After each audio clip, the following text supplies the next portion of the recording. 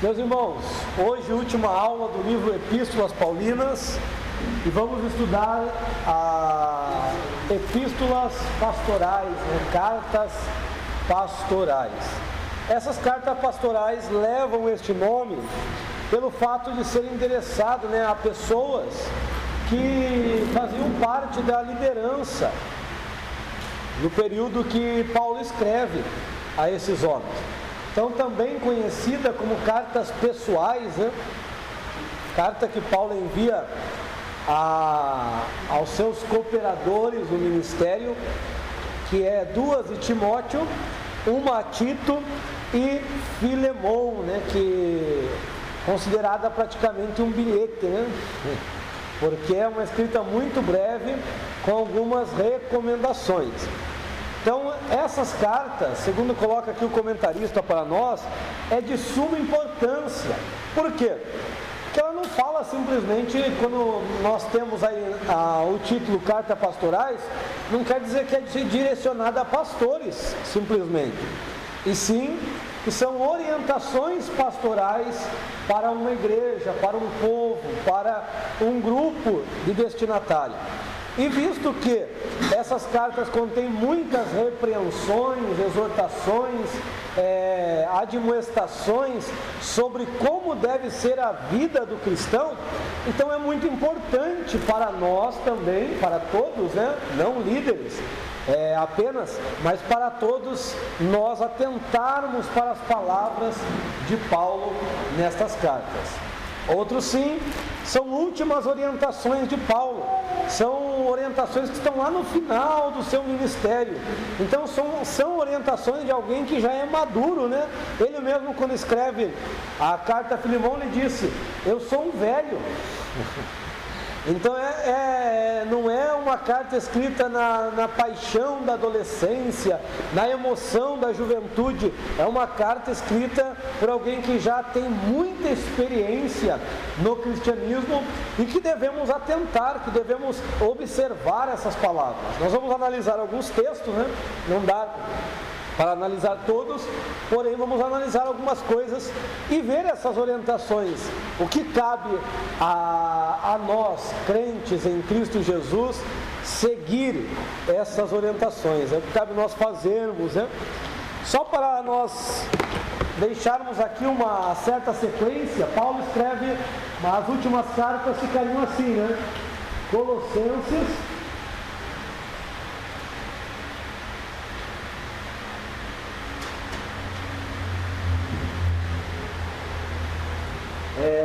Filemon,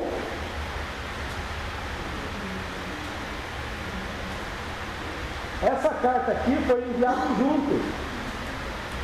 Essa carta de Colosso foi enviada junto com Filemon, porque eu estou colocando aqui, melhor. Eu esqueci aqui, 1 Timóteo. 1 Timóteo.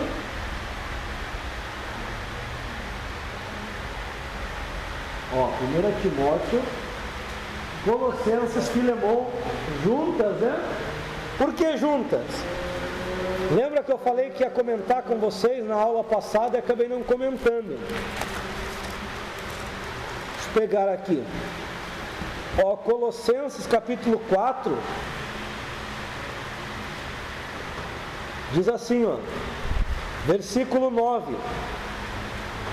Juntamente, a partir do 7, todas as coisas concernentes a mim vos serão informadas por Tíquico, o irmão amado, ministro fiel, companheiro no serviço no Senhor, que está levando essa carta, Seja bem-vindo, meu querido. Tíquico está levando essa carta. Pois por este mesmo propósito eu vou-lo enviei, para vos informar a respeito de todas as coisas relacionadas aos negócios, aos nossos negócios, e assim ele confortará os vossos corações, dos irmãos de Colosso. Juntamente com ele irá Onésimo, o amado e fiel irmão, que é um dos vossos. Eles vos farão saber a respeito de todas as coisas por aqui, que aqui ocorrem. Lembra quem é Onésimo? Quem lembra? Onésimo era o escravo que fugiu, de Filemon, aqui, Então, junto com Tíquico está indo para Colosso também Onésimo. Então, Filemon, ele é de Colosso.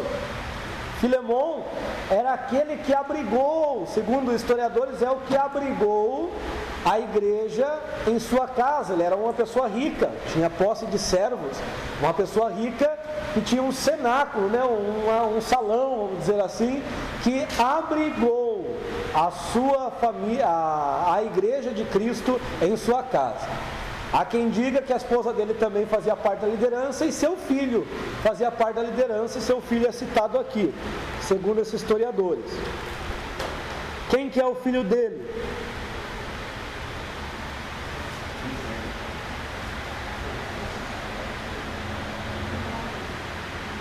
Versículo 17 ali, ó.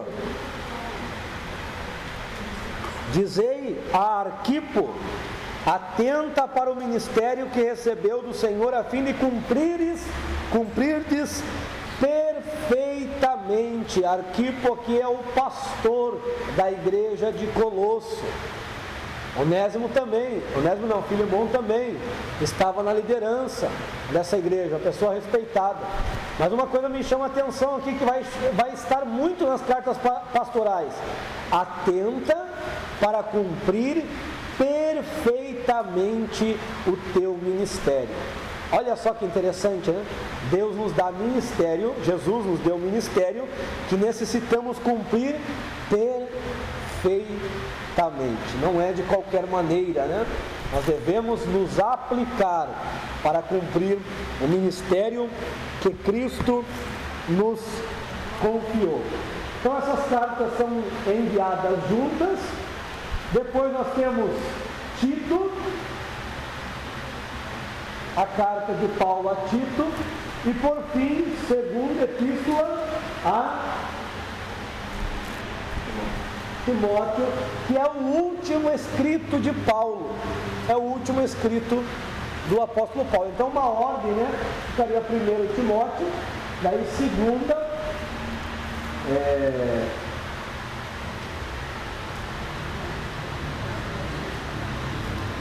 Perdão, joga aqui, ó, Tito para debaixo de 1 Timóteo. Porque Tito ele escreve ainda, ele está solto, né? Então 1 Timóteo, Tito, Colossenses, Filemon e segunda epístola a Timóteo. Porque quando Paulo escreve a Tito, ele até marca um encontro para eles se reunirem acerca do ministério. Então ficaria 1 Timóteo, Tito, Colossenses, Filemon e 2 Timóteo, né? Entre as últimas cartas ali, de Paulo. Entre aqui também está Éfeso, tá? Mas eu coloquei essas aqui só por causa das pastorais. E por Colosso, porque foi escrita junto.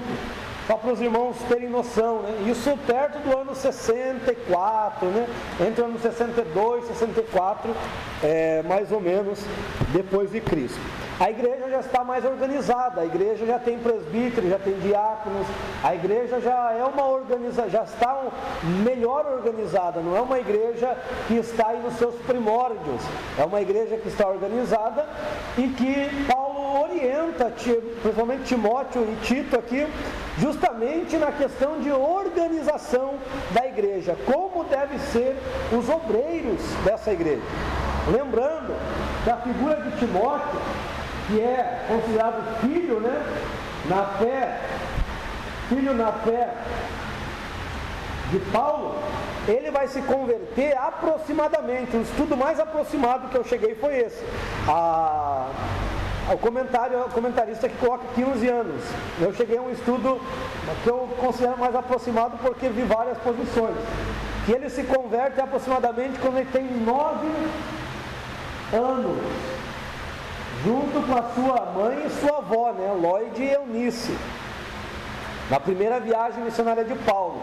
Então isso lá pelo ano 46, mais ou menos, né, depois de Cristo. Pelo menos entre 46 a 48. Foi a primeira viagem de Paulo, né? Aí eles se reúnem em 49 depois de Cristo para fazer aquela assembleia, aquela reunião em Jerusalém, e lá pelos 50, 52, ele faz a segunda viagem missionária. Então 9 anos, com aproximadamente 13 a 15 anos, Timóteo entra no time apostólico, né? Entra no grupo de Paulo, porque testemunho dele, que ele com essa idade aqui, ele já estava pregando nas cidades, Deus estava usando ele, e os irmãos de Icônio, Listra, falaram para Paulo, ó, tem um menino bom aqui, tem um menino que ele está sendo usado por Deus, e Paulo foi saber, né? Foi conhecer este menino, e foi muito pertinente para Paulo levar. Primeiro, o menino era judeu, então Paulo entrava muito no meio judeu, ele teria uma boa aceitação no meio judeu. Ele era filho de pai grego, então conhecia a cultura grega, então ele também se daria bem entre os gentios. Olha a estratégia de Paulo. Paulo, entendendo que ele seria muito útil, o que ele fez? Circuncidou Timóteo, não porque tinha alguma espiritualidade na circuncisão, não porque era necessário para a salvação, simplesmente porque os judeus são enjoados. E se ele não fosse circuncidado, eles nem ouviriam Timóteo. Então Paulo, para entrar na cultura, para que Timóteo conseguisse ser aceito, ele vai circuncidar Timóteo, e será um menino extraordinário. Já vimos em filme. O menino de 9 anos era Timóteo, foi Timóteo, né? Eu pensei que era Tito. Não, Timóteo. Tito ele é mais maduro quando ele escreve, quando Paulo escreve para Tito, dá para ver que Tito tem mais maturidade do que Timóteo. Então Timóteo é mais novo, Timóteo é mais jovem. Observa, 13 a 15 anos, né? Timóteo, ele dirige a igreja de Éfeso, a maior igreja da época. E ele tinha eu vou jogar sempre dados aproximadas para os irmãos terem ideia. Quando ele dirige essa igreja, ele tinha entre 20 a... Vou jogar uma idade bem avançada aqui para vocês não se escandalizarem. 25 anos. De 20 a 25 anos. Detalhe, não tem informação que ele é casado. Não tem informação, porque isso quem colocou no ministério foram nós, né? Essas cláusulas, para manter uma organização melhor. Ah, mas a Bíblia diz que tem que ser casado. Não diz não. Porque a Bíblia diz assim, ó, ao presbítero, ao episcopo, ao líder, necessário é ser marido de uma só mulher. Por quê? No contexto greco-romano existia a poligamia. Era comum a poligamia. Então Paulo orienta, ó, o obreiro, assim como todos, devem ser marido de uma só mulher. Então ele só está orientando algo que a cultura deles era totalmente contrária. A cultura do grego tinha essa cultura, né? E Paulo orienta, mas não temos aqui que Timóteo, que Paulo, né?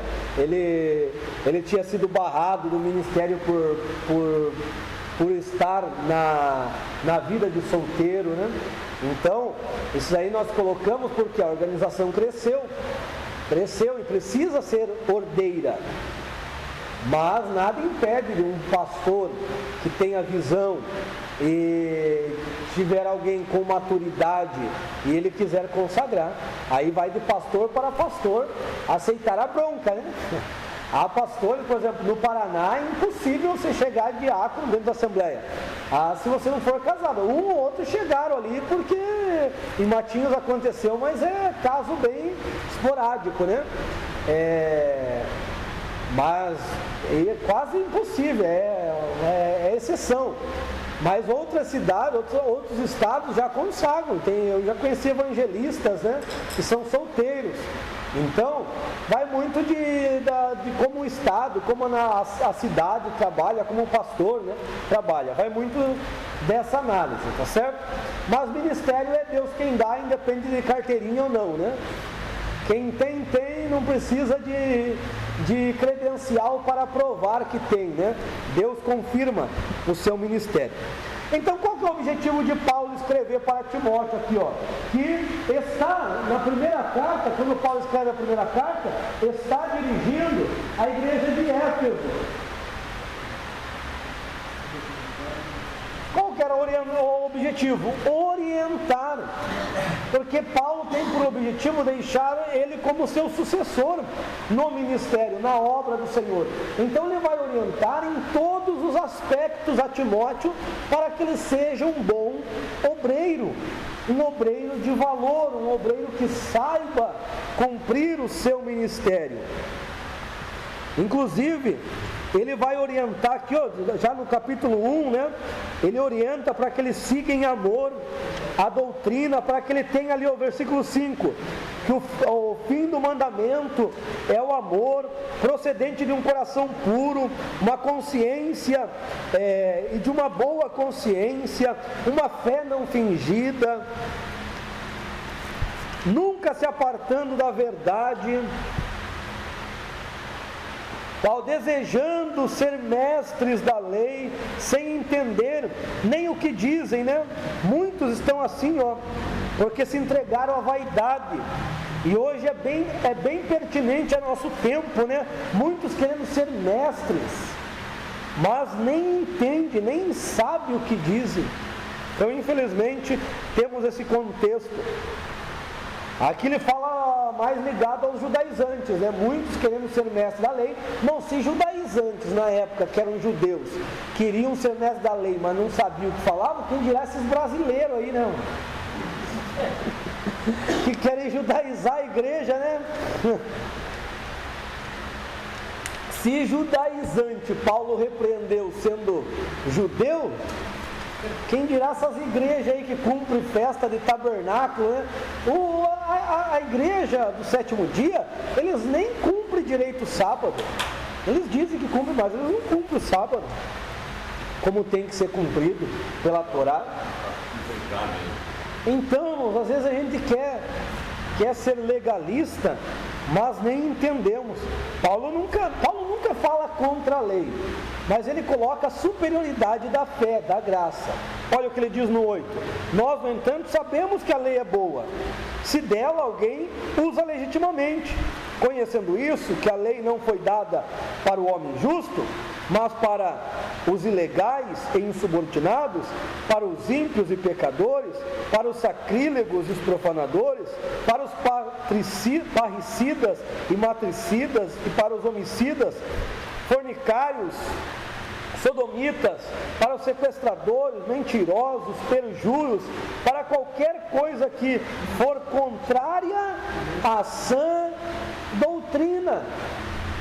Então a sã doutrina, a doutrina verdadeira está muito acima disso. Quem cumpre a sã doutrina, ele não precisa viver debaixo da lei. Sabe por quê? Porque ele cumpre os princípios. Por que foi dada a lei? Nós estudamos em Gálatas, porque o homem quebrou os princípios. O homem desonrou a Deus. Começando na desobediência e depois fazendo Deus. Então Deus vai colocar: não terás outro Deus diante de mim. O homem matou o outro, né? O seu semelhante, o seu irmão. Então ele vai colocar uma cláusula na lei: não matarás. O homem adulterou, por assim e assim por diante. Deus foi dando as leis por causa das transgressões, mas vindo a fé, hoje nós cumprimos princípios que Deus colocou no coração do homem. E esses princípios são as sã doutrinas que nos ensinam a questão ética, moral. Então, quanto a isso, nós não precisamos ficar sendo legalista, pregar a lei, anunciar a lei, porque nós vivemos a graça, né? E a graça, ela liberta o homem. Aí ele elogia ali, ó, o versículo 11, ó: conforme o glorioso evangelho que me foi confiado, dou graças àquele que me habitou, a Jesus Cristo nosso Senhor, porquanto me teve por fiel, estabelecendo-me no ministério. A mim que antes fui blasfemador, perseguidor, injuriador, mas recebido pela misericórdia. Quantos de nós não estávamos nessa condição de Paulo aqui, né? Mas a graça nos alcançou, lá, e com a fé e o amor que há em Jesus. Aí ele vai usar muito esse termo, né? Nas pastorais, versículo 15: fiel é esta palavra e digna de toda aceitação, que Jesus veio para salvar os pecadores, os quais, olha a humildade, né? Eu sou o principal. Paulo em nenhum momento se exalta, né? Se orgulha. Daí aqui é um louvor, né? Aqui Paulo vai partir para um louvor ao Rei do século, invisível e imortal, ao único e verdadeiro Deus, seja a glória para todo sempre. Ele vai exaltar. É aquele momento, né, que ele está glorificando, ele está falando do Evangelho e sente alegria na alma e vai adorar o Senhor. É como aqui, às vezes a gente fala alguma coisa, os irmãos dão glória a Deus, né, dão aleluia. O que é isso? É alegria, né, na alma. Olha o 18: este mandamento eu te dou, meu filho. Olha o tratamento aqui, ó, que Paulo tem por Timóteo: meu filho, conforme as profecias passadas a respeito de ti, a fim que nelas milites a boa milícia, mantendo a fé e a boa consciência. Então a boa milícia aqui é o Evangelho só, né? O Evangelho é a boa milícia. E ele vai falar que tem muitos que já estavam abandonando, né? Olha lá o Alexandre, Himeneu, homens, obreiros que traíram Paulo, né? Obreiros que abandonaram a causa do Evangelho para amar o presente século. E Paulo vai orientar para tomar cuidado com esses homens, com essas pessoas que não querem nada com o Evangelho. Irmãos, a gente insiste com o novo convertido, com aquele que já é, como diz, né, que o couro já está curtido. A gente não tem que insistir, não. Às vezes tem pastor gastando, né, gastando força com pessoas que ele poderia estar gastando energia com pessoas mais novas, né? Pessoas que estão gatinhando na fé. Mas tem uns que não adianta, você ajuda e ele volta, né? É aquela, acho que tem um provérbio assim, né? E o porco voltou para o chiqueiro, né? Eu conheci, né? Para o seu vômito, eu não me recordo bem, né? É jogar pérolas aos porcos, né? O cão voltou ao vômito, né? Acho que tem num versículo, se não me engano, né? Então, o que é isso? É pessoas que realmente não querem nada com o Evangelho. A esses, veja que Paulo cita o nome aqui porque eram obreiros que estavam sendo hereges. Não é pecado, não é aquele que pecou, falhou acidentalmente lá. Não, eram pessoas que estavam realmente denegrindo a imagem do Evangelho. Inclusive um desses aqui, acho que na segunda carta, na primeira mesmo, tenho marcado ali, ele disse que a ressurreição já tinha acontecido, pregando heresias. Então o que Paulo diz? Entreguei a Satanás para que aprenda a não dizer blasfêmias. Entregar a Satanás, esse termo aqui que vai ser pertinente na fala de Paulo, geralmente principalmente lá em Coríntios 5 também, né? Entreguei a Satanás para que pelo menos a sua alma se salve, né? É aquela autoridade apostólica, a autoridade que Jesus deixou aos apóstolos de lançar os juízos. Porque os juízos têm na graça também. E Deus deu autoridade para eles, para isso, para estes sim. Não sei se para todos. Se Deus quiser, Jesus quiser dar autoridade para alguns nesse século, Ele pode dar. A gente não pode limitar Deus. Mas aos apóstolos na Bíblia nós vemos que Deus deu essa autoridade. Ou você não lembra mais de Ananias e Safira? Simão lá, o mágico, né? Acho que Bar-Jonas, né? Simão, Bar-Jonas e Elimas, né? Que ficaram cegos. Então, quando fala esse termo que entreguei a Satanás, não é que ele lançou no inferno essas pessoas, né? Não é que ele lança uma palavra de juízo para essas pessoas, e que geralmente essas pessoas poderiam, segundo alguns comentaristas, ficar enfermos. Mas aí eu acho que hoje não tem liderança que talvez eles venham para usar esses termos mesmo. Exatamente. Eu quero amaldiçoar e assim, a gente viveu numa situação assim, quer dizer, baixo do ministério, se você fosse sair eu até entregar para a liderança, ele falava, então eu vou orar para ele tirar a autoridade da submissão, ele tirar, segundo ele. Não, é a questão, às vezes não é nem esses textos que eles usam, é a questão do ungido, né? Eu sou ungido, o anjo. Então eu tenho. Ele achava que ele tinha autoridade para tirar isso. A autoridade, entendeu? Não, daí é pior ainda. Saía daqui. Porque quem dá autoridade para nós é Cristo, né? O único que pode tirar é Cristo. Quem dá e quem tira, né, é Cristo. Então, hoje, o que eu vejo também é aquela questão de paternidade que falam muito, né? Cobertura espiritual. A gente tem que estar debaixo de liderança, é verdade, né? Temos que ter liderança. Mas tem uns se aproveitando aí dessas coberturas espirituais só para ganhar, né? Para ganhar dinheiro. Então é meio complicado, né? Essa questão.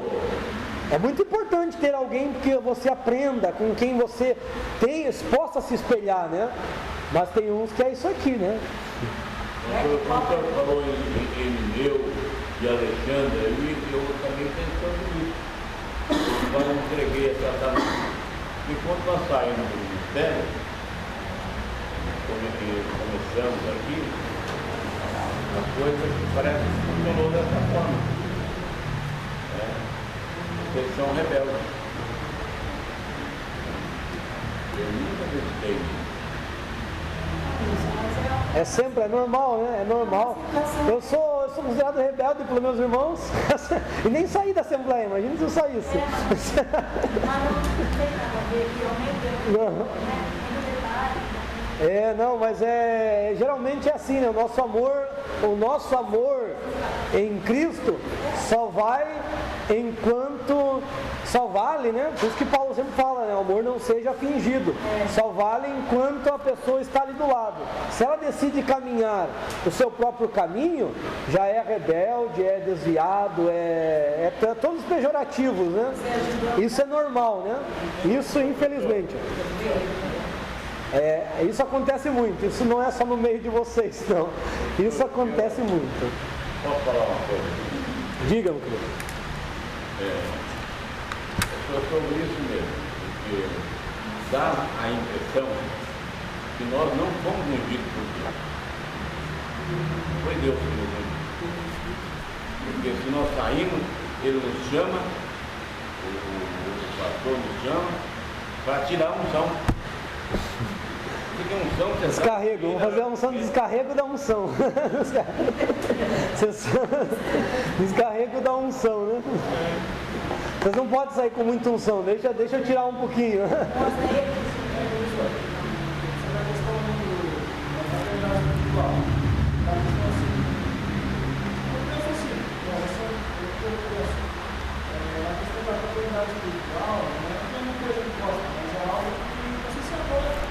Sim. Eu resolvi a problema do pastor. Eu resolvi a problema do pastor e vou seguir os passos do meu pastor. E o pastor, em parte, concorda comigo, assim, então ele passa a ser. Pai na fé, né? O pai na fé, a mãe na fé, que a gente sempre falou, né? Só mudaram o termo. Eu só estou falando do problema das pessoas que usam de pretexto, né?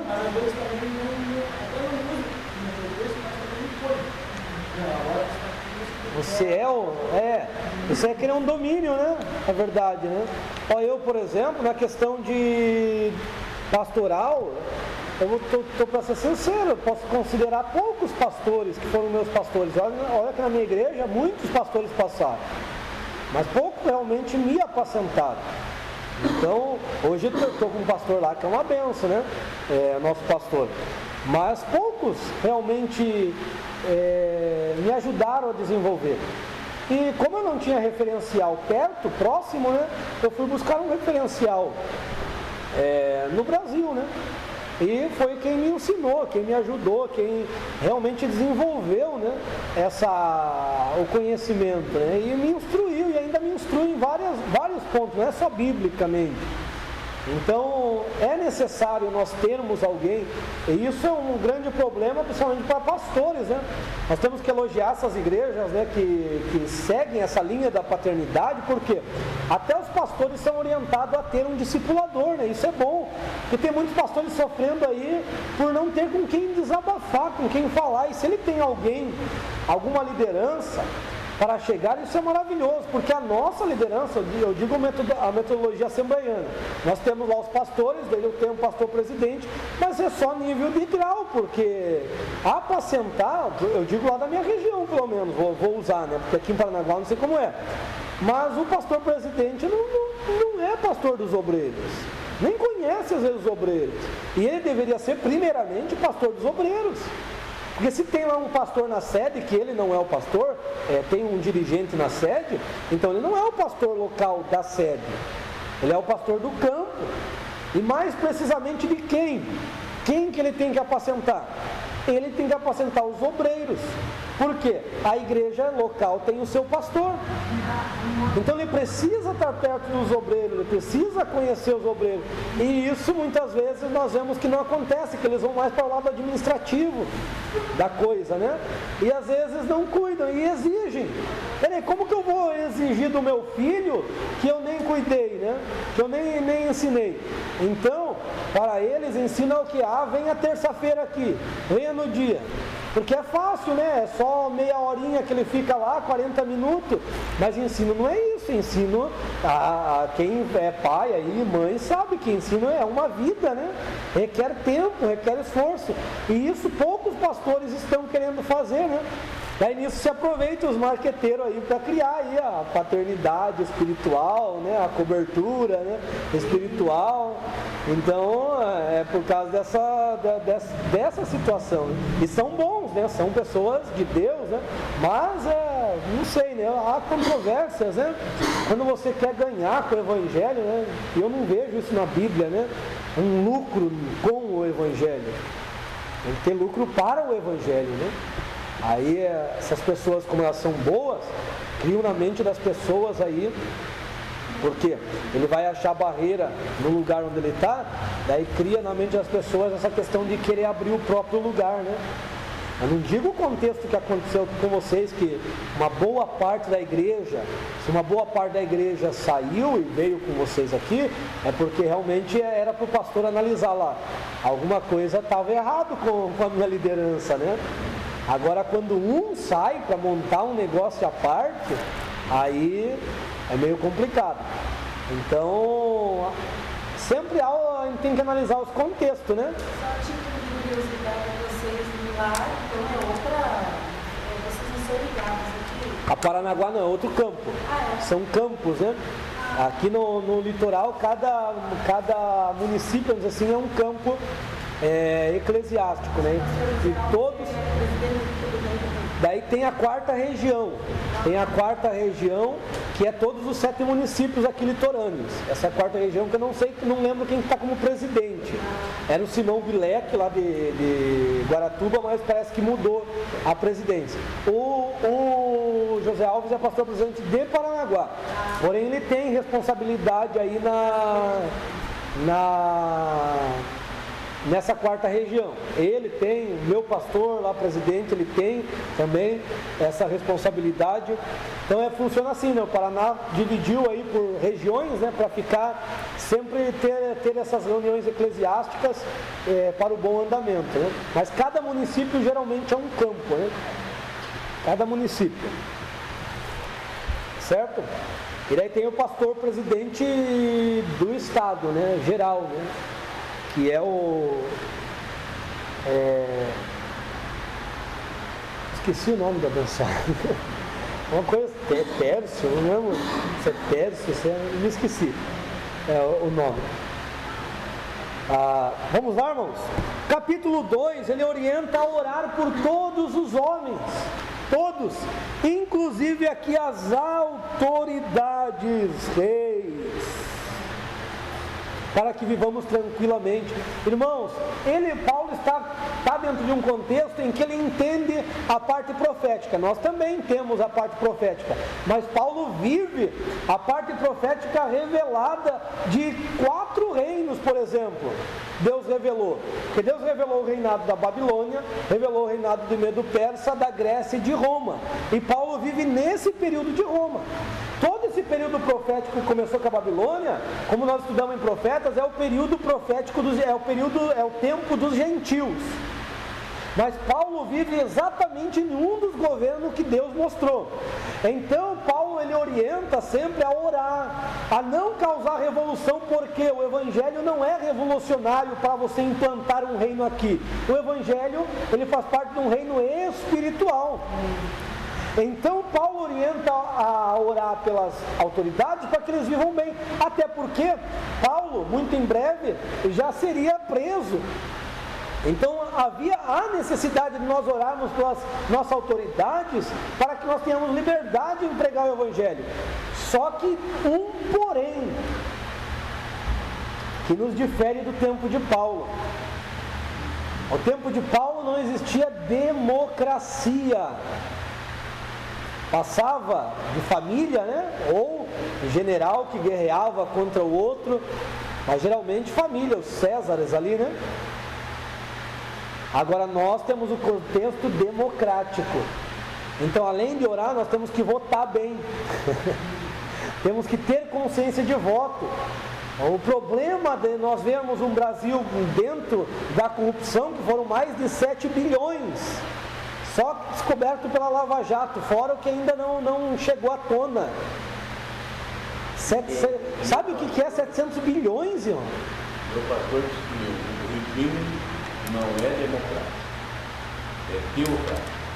Mas então a igreja tem falado nisso. Ah, sim, na igreja tem que ser teocrático, né? Tem que ser Cristo, né? Realmente, democrático na igreja é problemático. Por quê? Democrático, eu vou fazer uma eleição para votar, como eu já orientei pastores assim lá na nossa igreja, quando eu era segundo dirigente. Vamos fazer uma eleição que é mais democrática. Eu falei, pastor, não é bem assim, né, pastor? Uma irmã sugeriu, né? Por quê? A questão democrática aqui, eu vou pelo aquele que eu gosto mais. Mas aquele que eu gosto mais, eles não estão preparados para o ministério, né? Às vezes não é o chamado por Deus. Então realmente o democrático na igreja não funciona, né? Falando aqui como cidadão, né? Como cidadão. E nós vivemos num governo democrático, em que nós temos que saber votar. O problema foi nosso, porque nós dissemos por vários anos a política é do diabo.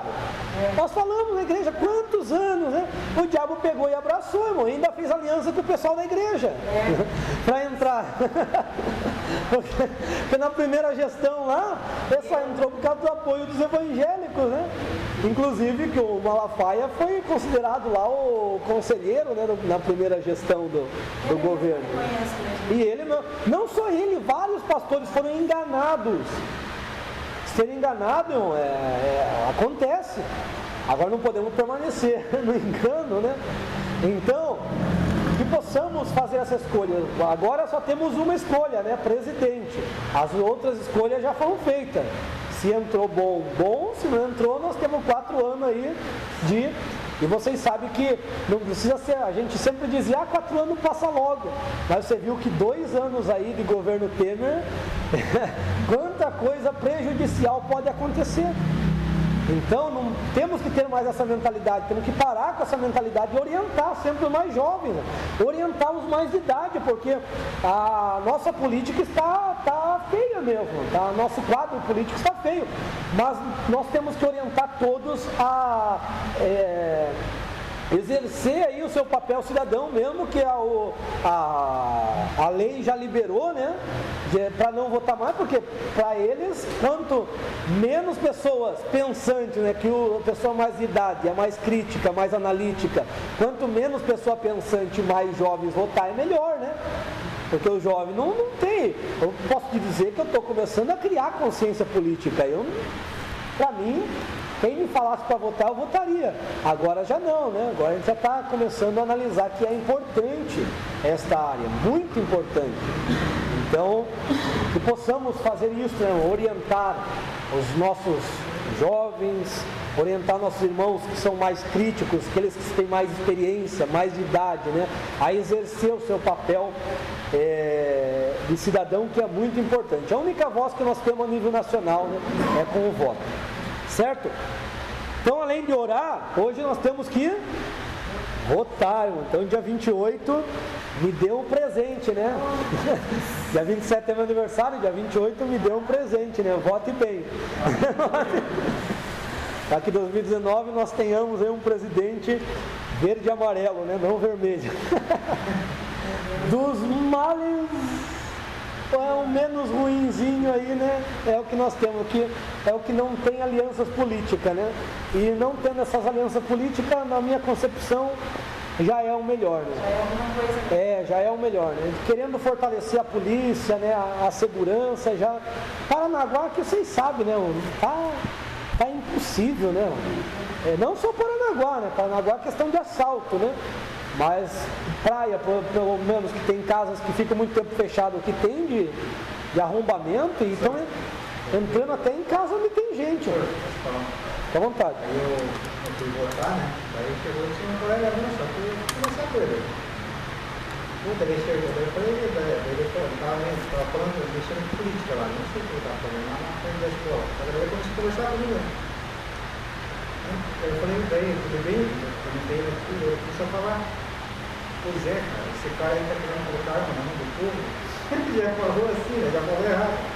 Porque ele não vai chegar, né? Chegar e colocar arma na mão do povo. É o que a mídia passou, né? Ele já é um pensamento, né, negativo, né? É o pensamento que a mídia, né, colocou, né? A mídia, como na mídia não tinha o que falar de mal, ela pega e coloca um ponto sem. E não tem nada a ver, né? Por quê? Quem queria votar, ele já falou assim. Sim, não tem nada a ver, porque para você ter a posse de uma arma, hoje você pode ter, acho que posse de arma você pode. Agora o que ele talvez quer é a porte, né? Porque a posse é você fazer todos os exames lá e ter em casa, né? Você ter em casa parece que já é lei. Agora o porte é você poder ter, transitar, né? Com carro, veículo. Imagina assim, né? Como é que o cara vai falar isso? Como se a arma fosse barato também, né? Você achasse na esquina, né? Para o bandido é fácil, né? Eu particularmente, tem pontos que esse ponto aí, eu entendo o ponto lá do candidato, mas eu não ligo para esse porte aí. Eu não vejo que o evangelho deva ligar. Mas tem muitas atitudes a nível secular que para nós, se aprovar ou não aprovar, não interfere. Agora, o que o partido de esquerda quer, para nós interfere muito. Por exemplo, pena de morte, né? Pena de morte é um negócio que a igreja não tem que se envolver, se o Estado quiser. Tem que a igreja ir a favor ou contra. A morte não vale a pena. Exato. Eu, por exemplo, sou contra, eu não vejo na Bíblia, não vejo apoio para a pena de morte. Eu, particularmente, não vejo nenhum texto. Já fiz análise de todos os textos. Então, mas se o governo de Estado lá, né, eles se moverem, agora não pode partir de crentes isso, né, porque nós temos muita crente com essa mentalidade, né, de, não, tem que ter pena de morte. Na verdade, o evangelho é pró-vida, né? Quer saber um percentual? São quase 10% dos assassinos presos e condenados, supostos assassinos, que cometeram o homicídio, mataram através de mandantes. Então, na verdade, o verdadeiro assassino é quem mandou. Por trás, né? E aí ele é condenado à morte e o verdadeiro fica solto, né? Então a morte não vale a pena. Eu falo como advogado. Advogado nenhum defende a pena. Eu particularmente, principalmente usando a Bíblia, eu nunca já vi gente pegando textos para querer apoiar, mas não existe. Não existe. A morte e a vida pertencem a Deus. Lá naquele contexto de lei que você via lá, é uma questão de obediência a Deus. Então lá não é a punição pelo pecado, porque Deus extirpava o pecado do meio da congregação. Então ali é Deus mandando. Agora Deus é justo, Deus sabe aplicar a lei justa. Agora e os homens? É o que o nosso irmão falou ali.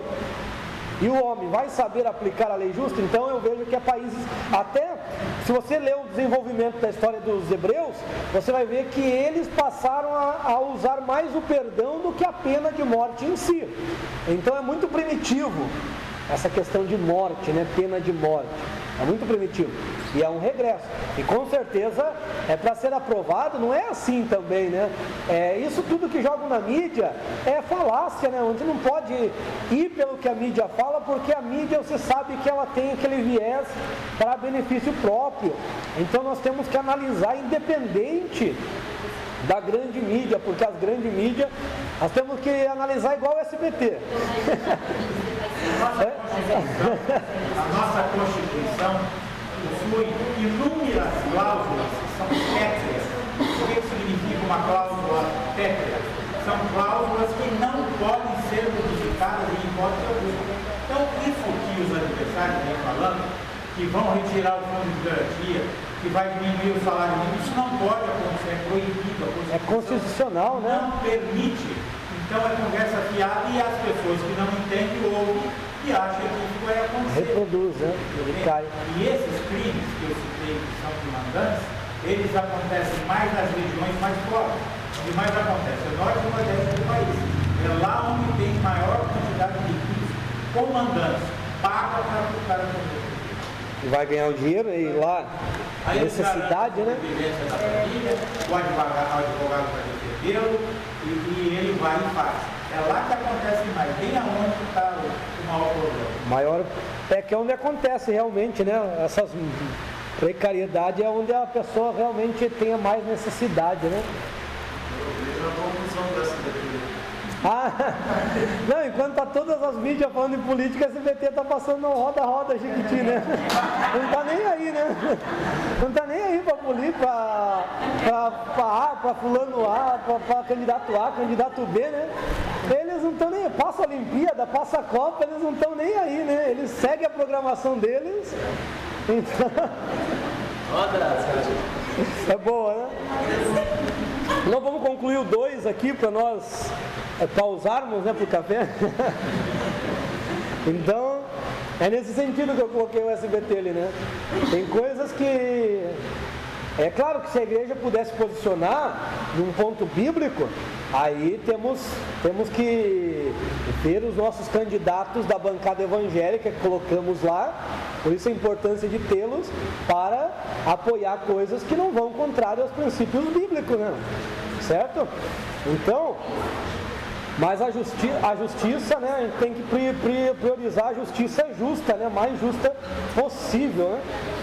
Irmãos, ele vai dizer aqui, ó, que há um só Deus, olha lá, porque, ó, isto é bom diante de Deus orar, né? É bom diante de Deus, é aceitável, e há um só Deus e mediador entre os homens, Jesus Cristo, homem, lá, o qual deu a sua vida a preço de redenção, o qual Paulo tinha sido constituído pregador, ele vai dar orientações ali, ó. Daí começa a orientação aqui para as mulheres. Olha lá. As mulheres se adornem com um traje honesto, com decoro e sobriedade, não com cabelos trançados e com ouro, ou pérolas, ou vestidos caros. O que Paulo está falando aqui? Vestes honestas, com decoro, respeitosas. Ele não está falando que a mulher tem que usar saia. Está falando que a mulher tem que vestir vestes honestas, honestidade, ou seja, né, que a beleza da mulher não esteja na aparência do seu corpo, e sim, ele vai dar esse contraste aqui, né, e sim nos seus valores internos, e não no estereótipo. Por isso que ele fala aqui, ó, cabelos trançados, não na beleza do cabelo trançado, nos ouros que se usa. Ele não está proibindo usar joias aqui, como se entendeu há algum tempo. Ele só está falando ele só está falando que a beleza da mulher não esteja nessas coisas, estribada, e que nós não tenhamos uma vaidade que supere as belezas a beleza do nosso caráter. Olha lá, ó. Mas como convém a mulheres que fazem profissão de piedoso serviço a Deus com obras. Então o que Paulo coloca? Ele está falando aqui que a piedade, seja bem-vindo, a piedade é melhor do que toda essa parte externa. Inclusive depois ele vai falar que o exercício físico para pouco se aproveita. Mas para pouco se aproveita em relação ao quê? Ao exercício da piedade. Porque o exercício físico vai ser bom para você ter uma vida longeva, para você ter saúde física no corpo. Porém, quando morre, acabou, vira osso, né? Mas ele tem proveito o exercício físico. Mas perto do exercício da piedade, porque o exercício da piedade tem proveito para esta vida e para vida por vir. Então qual que é o melhor se comparado?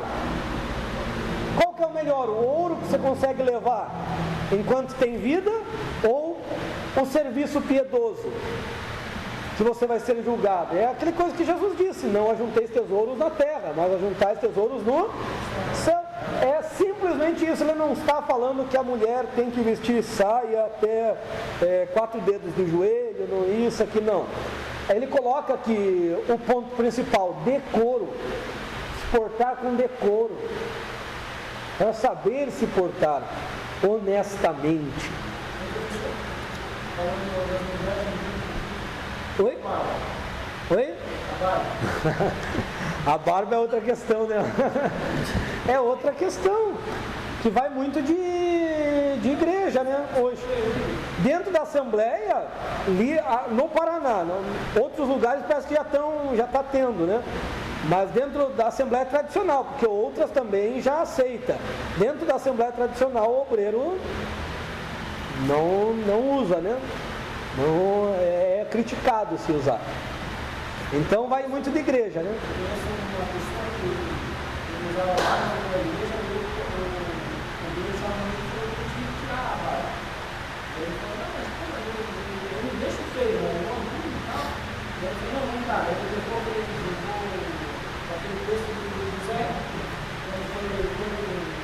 É, tudo fora de contexto, né? Mas é o que ele usou, né?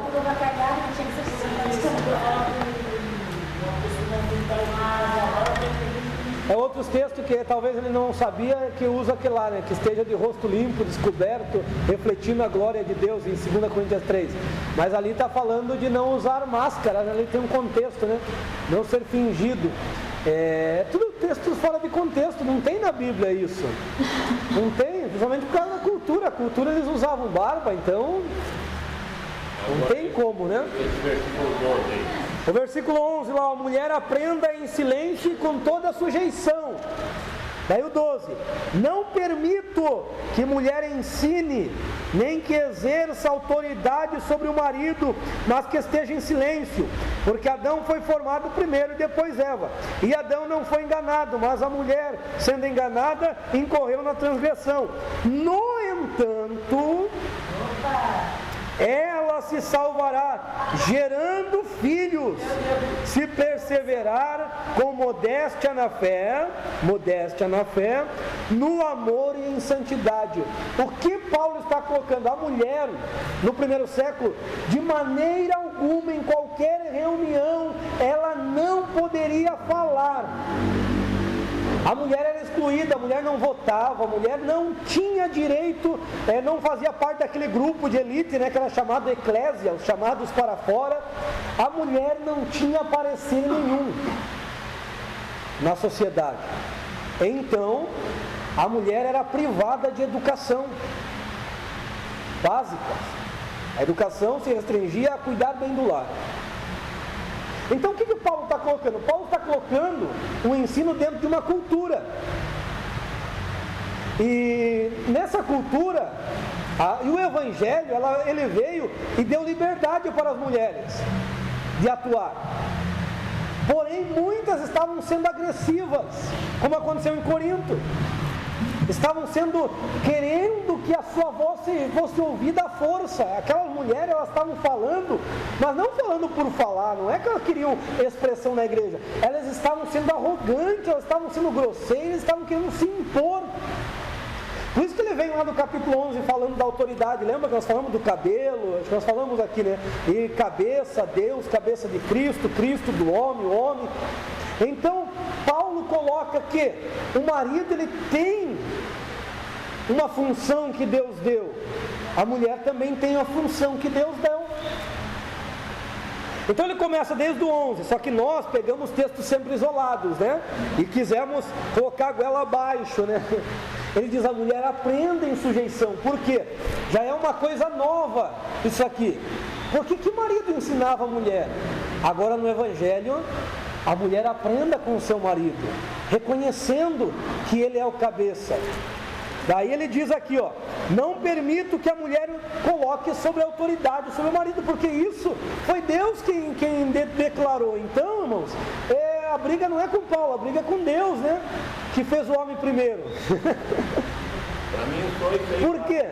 Aqui, irmãos, antes do Éden, o homem e a mulher viviam numa harmonia. O pecado deixou um dominado e um dominante. Com Cristo, volta. Só que Paulo está dentro de uma cultura que, para ele nivelar, não é da noite para o dia. Não é da noite para o dia. Para você mudar uma cultura é com anos de ensino.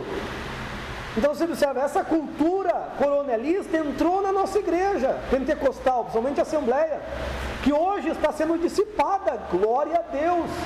Aos poucos está saindo, ainda temos alguns, mas aos poucos está saindo, porque em Cristo não há macho, não há fêmea. Em Cristo, Deus dá ministério tanto para o homem quanto para a mulher. Mas nós temos muito na Assembleia, por exemplo, nós temos muito a que caminhar, mas já demos bons passos. Isso é verdade. Hoje, pastor, a mulher não aceita mais que o marido tem que ser cabeça do casal e que o que ele fala é o ponto final, até porque nós temos muitos lares hoje que trata da casa é a mulher. Isso. Como é que o marido vai dizer? Até o cabeça tem que ser entendido como as funções, né? Que Deus dá ali. Só que sempre a Bíblia vai colocar harmonia, né? Esse cabeça é por ser um representante no lar, né? Pela autoridade, mas não a autoridade sobre a mulher, né? Colocando, né? Sim. Foi entendido totalmente errado esses textos. Esses textos foram entendidos, colocados, principalmente eu digo na igreja que eu frequento, foi muito mal interpretado esse texto e colocado a mulher lá embaixo. E hoje, graças a Deus, esse contexto está mudando. Que esse contexto de cabeça você tem que me obedecer, você tem que me respeitar, você tem que fazer o que eu mando. Eu nem concordo com uma frase bastante antiga, que valeu até pouco tempo, que se falava que atrás do homem sempre existe uma grande mulher. Eu acho que isso é desqualificar e desmerecer a mulher. Ao lado de um grande homem existe uma grande mulher. Exatamente. E inclusive, você sabia que Deus falou assim, farei uma mulher para que esteja diante de ti. Na questão espiritual, a mulher está diante do homem, está à frente. A mulher é como uma querubina, uma protetora. Uma protetora, por quê? Só que ela tem que ser idônea. O que Eva não foi. Eva, ao invés de chegar para Adão aqui e dizer, a serpente falou isso, mas eu disse assim, ao invés de trazer o problema solucionado, ela trouxe o problema para o homem. Então ela trouxe o problema. Então a mulher é aquela que ela desembaraça, né? Ela consegue, a mulher espiritual, ela consegue, porque ela é sábia edifica a casa toda, ela destrói com a própria mão. Tá vendo que fulano falou de você? Vai lá, fala mais. Então essa é a tola, né? A mulher tola, mas a mulher sábia, ela sabe governar bem a sua casa. Daí ele coloca esses pontos aqui, e daí o porém, nunca ninguém leu o porém, né? Aqui, né? O no entanto. Aqui, ela se salvará se gerar filhos. Só que peraí, Que filhos é esse? Isso aqui é filhos espirituais. Paulo está usando uma linguagem tipológica aqui. Não é que a mulher só serve para gerar filhos fisicamente. Aqui é filhos espirituais. Paulo está dizendo assim, ó, se a mulher ganhar pessoas para Cristo, ela pode discipular, ela pode ensinar, ela pode orientar. Ninguém vai tirar isso dela. No entanto, tem que ser como? Tem que ser com modéstia na fé, não se orgulhar. Tá vendo? Eu faço discípulos. Tá vendo? Ó, eu tô ganhando. Não, com modéstia na fé, no amor e em santidade. Irmãos, depois a gente continua esses textos aqui de orientação. Eu estou sendo bem, fazendo pausadamente, porque se faz necessário alguns pontos nós entendermos aqui, somente esse aqui da sujeição, né? Pode ficar à vontade. Irmãos, capítulo 3, vamos iniciar. Capítulo 3 de 1 Timóteo vai falar sobre uma palavrinha bem interessante que talvez vocês sempre leram, mas não sei se ficou claro. Ele vai dizer assim, ó, fiel esta palavra, quem deseja o episcopado, excelente coisa deseja. Ele vai dar a lista das características, nós não vamos mencionar aqui as características, porque requer tempo. Lá no médio, primeiro livro, se vocês pegarem do início, ou certamente vocês vão pegar do início, se vocês forem fazer o médio, né? Que aqui é uma turma fechada. Já na primeira lição estará todos esses itens discriminados lá, né? Porque fala da teologia ministerial. Então, são características que vocês já ouviram falar, não iracundo, não dado a vinho, características morais ali, né? Nós vamos entender uma palavrinha aqui bem interessante, que é sobre o ministério. E o que Paulo está falando com quem deseja o episcopado, excelente obra deseja? Na Bíblia, já vai, meu querido? Na Bíblia, nós temos uma seguinte, vamos dizer assim, hierarquia, mas essa hierarquia não é em nível de maior e menor. Essa hierarquia é em nível de funções diferentes. Então nós temos na Bíblia o ministério de diácono, que eram aqueles que trabalhavam mais com assistência social na época. No período bíblico, os diáconos trabalhavam com assistência social. Eram aqueles que distribuíam as ofertas entre os pobres e as viúvas. Eram eles que ficavam com esta parte. Então o serviço, né, era algo local. Nós temos aqui o presbitério.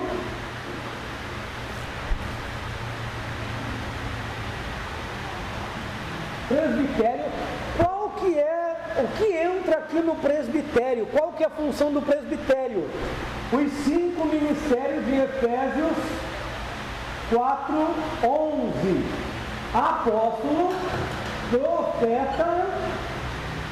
Apóstolo, profeta, evangelista, pastores e doutores, né? Ou mestres. Este era o presbitério da Bíblia. Por isso que Pedro vai falar, eu sou presbítero. Pedro não está sendo humilde se diminuindo. Pedro não era apóstolo? Era, mas ele vai dizer, eu sou presbítero, porque fazia parte do presbitério. O que a irmã não está entendendo? O que é o último que aqui? Doutores ou mestres, né? Dependendo da tradução. João vai falar, eu sou presbítero. Paulo vai falar, eu sou evangelista dos gentios. Então observa, evangelista e mestre, ele vai falar, aqui em Timóteo mesmo. Então observa que isto daqui, esses 5 ministérios, estava dentro do presbitério. Tinha um ministério acima, que geralmente é confundido como presbítero, mas não é. Que é o episcopado. Episcopo. O que é o episcopo? É o bispo. Por que não? Sempre passaram para nós que bispo e presbítero é a mesma coisa, né? Mas não é. A palavra para bispo é episcopo e a palavra para presbítero é presbútero. Então há diferença. visão de cima, sobre. Então o episcopo é líder de líderes. É o pastor presidente que eu comentei ali. Ele tem que ser líder dos demais obreiros. Ele é líder do presbitério da igreja. Episcopo. E bispo, feminino de bispo não é bispa, é episcopisa. Episcopisa. O masculino é episcopo e episcopisa é o feminino de bispo, certo? Então aí falam bispa, né? É errado pelo português. Episcopisa. É igual profeta e profetiza, sacerdote e sacerdotisa, né? Episcopisa. Então, visão de cima, líder sobre líderes. Então, o que Paulo está falando? Quem deseja ser líder de líderes, excelente obra deseja. Ele dá as características. Porque ensinar os líderes, isso é glorioso, né? Você ser líder dos líderes, não é por questão de título, mas sim você ter o chamado e a vocação de ensinar aqueles que estão ensinando as ovelhas de Deus. Isso é glorioso. Certo?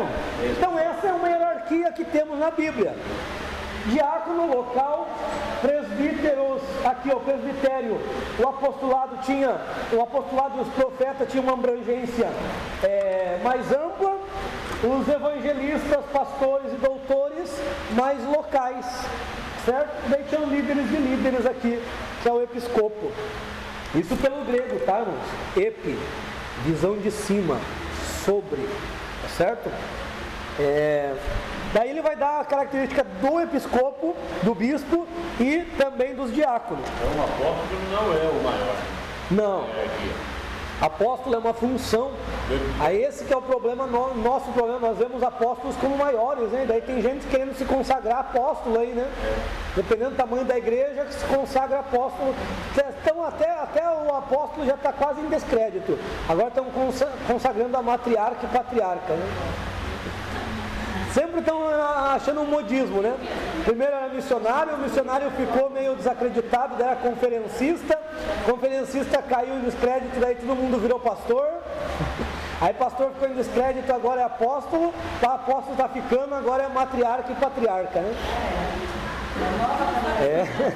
Tem? Então cada vez estão aparecendo mais.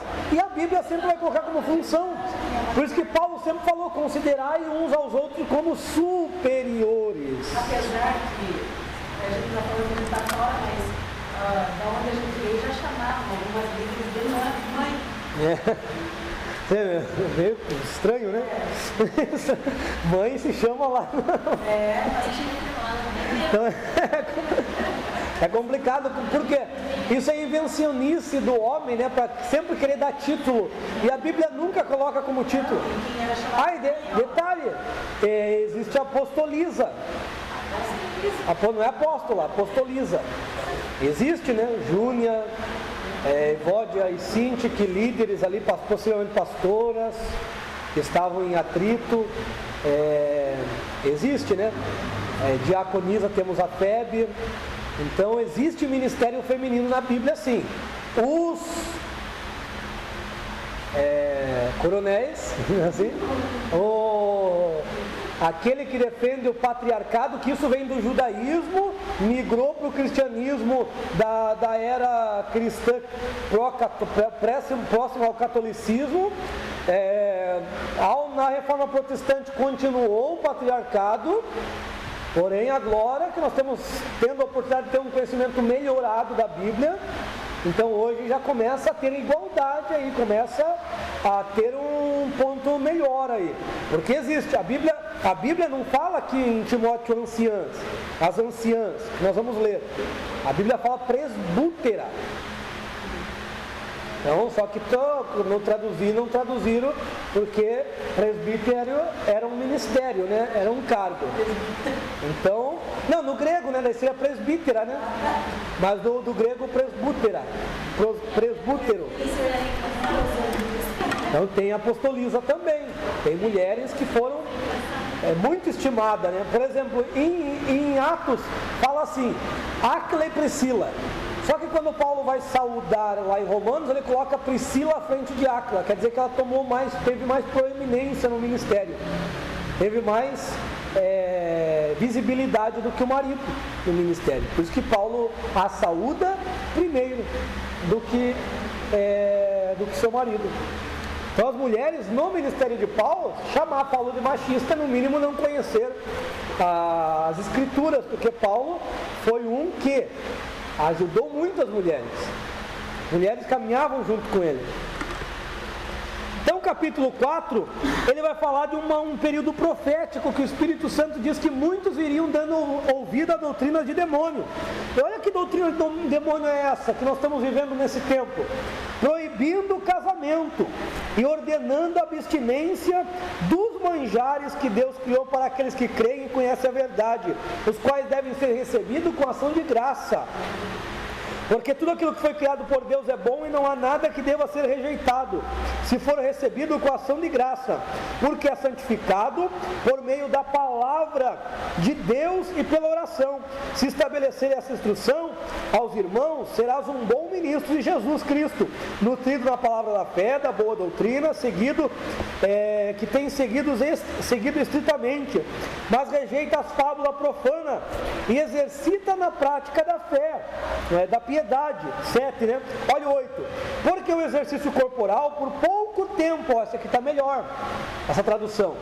Na maioria está para pouco se aproveita. Mas na minha está por pouco tempo é proveitoso. Mas a piedade, tudo se aproveita, tendo a promessa da vida agora e da que há por vir. Aquela que há por vir. Então observa aqui, irmãos, olha só, pregando a abstinência dos manjares que Deus preparou. Ele está falando da sexualidade no casamento. Aqui ele está falando do sexo no casamento. Ele diz que se for recebida com ação de graça e uma ação de gratidão a Deus, não tem pecado. E esses falsos mestres estavam ensinando a abstinência, porém se inflamavam nas paixões carnais. E hoje não é o que se prega? Que não tem que casar, que não tem que isso, que não... Então, nós vivemos este tempo. E observou que a preocupação de Paulo é o quê? Exercício da piedade acima de qualquer estereótipo. Tá certo? No capítulo 5, ao capítulo 4:12, a juventude de Timóteo. Ninguém subestime a tua mocidade, ao contrário, sê tu exemplo dos fiéis na maneira de tratar, no amor, no espírito, na fé e na pureza. Veja que ele era muito jovem, enquanto dirigia. Olha que interessante o 13, esse 13 aqui é para nós também, irmão, de forma clara, tremenda. Até a minha chegada, aplica-te à leitura, à exortação e ao ensino. Não descuide do dom que há em ti, o qual foi dado por meio de profecia, com imposição da mão do presbitério. Pelo menos 2 dons ele recebeu com imposição de mão, do presbitério, aqui, e do próprio Paulo. Ele recebe um dom que está lá na segunda carta.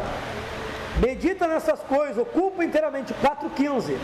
Medita essas coisas, ocupa inteiramente delas, para que o teu aproveitamento seja manifesto a todos. Cuida de ti mesmo e da doutrina, persevera nessas coisas, porque fazendo assim, salvarás a ti mesmo te salvarás e também aos que te ouvem. Olha que interessante, antes de eu ensinar, eu tenho que aplicar minha leitura, né? A exortar, a ensinar, a perseverar na sã doutrina. Não descuidar do dom que Deus nos dá, certo? Daí começa os 5 orientações quanto ao trato dos irmãos. Não repreendam o ancião com dureza, mas como a pai, o jovem como a irmão. Olha lá, o 2, as anciãs, ali está presbíteras. Então mulheres exerciam funções na igreja. Só que a igreja muitas igrejas quis manter a fórmula patriarcal, do patriarcado. Esse foi um grande problema em nossa história, né? Aí na minha diz as mulheres não gostam. Então, colocaram as idosas aí, né? Como se fosse assim, com todo respeito da palavra, as velhinhas da igreja. Não, essas mulheres eram aquelas que ensinavam. Lembra que ele falou, as anciãs ensinem as mais novas. Então quem que eram essas anciãs? Eram aquelas que ganhavam, geravam filhos na fé e ensinavam. Então eram mulheres que exerciam funções, só que claro, na Bíblia não tem carteirinha para dar carteirada. Não tem credencial para mostrar que eu sou. Na Bíblia, quando fala de algo, fala de função que eles exerciam. O que é melhor, porque hoje nós temos muita gente com carteirinha e que só quer a carteirinha. Diz, não, tá bom aqui, pastor, já cheguei onde eu queria.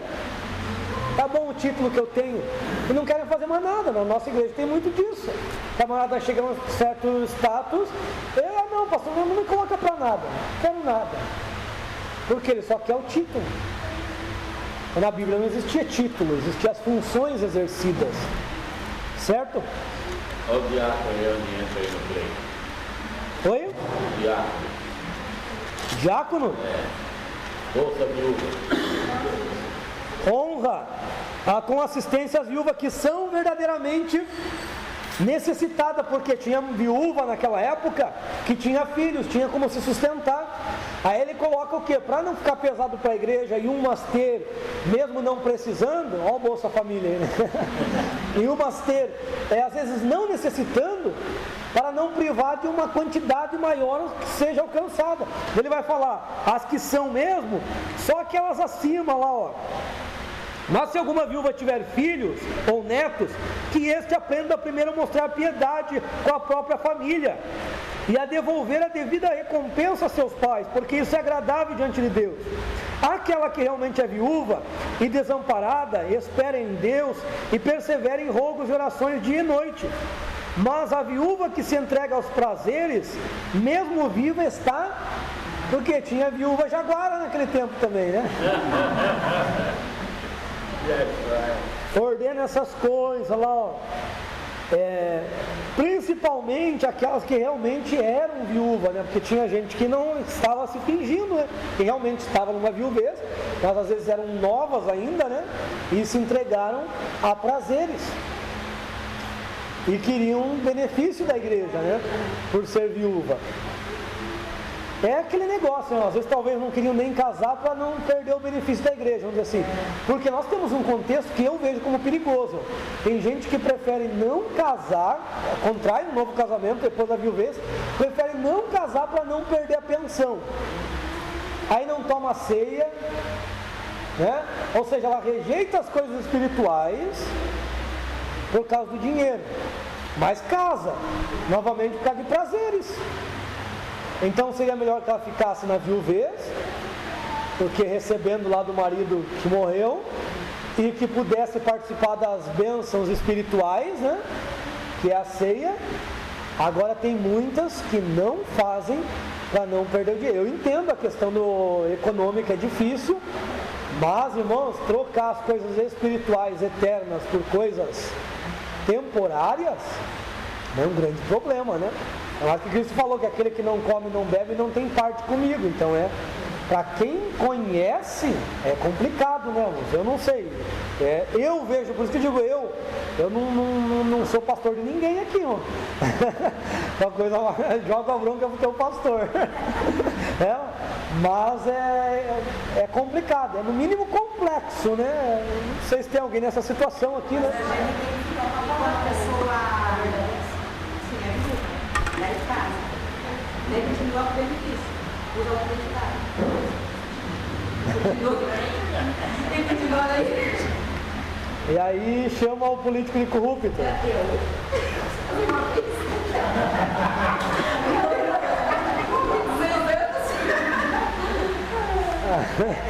Não, é complicado, né, irmão? Não, é complicado, irmão. É complicado por causa disso, né? Querendo ou não, ela está enrolando ali, né? Burlando, né? Mas não vai ter a pedrinha lá só, né?